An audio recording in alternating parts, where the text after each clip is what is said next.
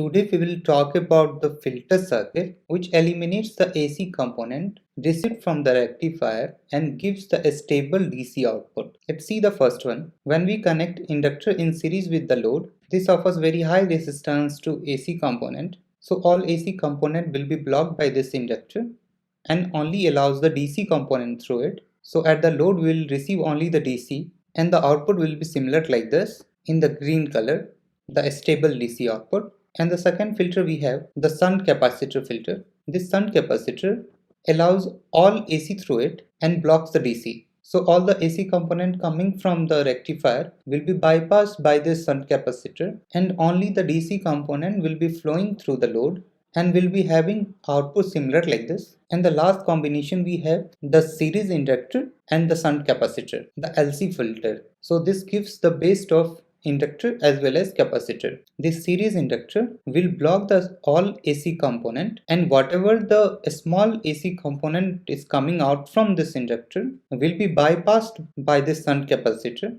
and there will not be any AC component through the load and will receive the DC output similar like this.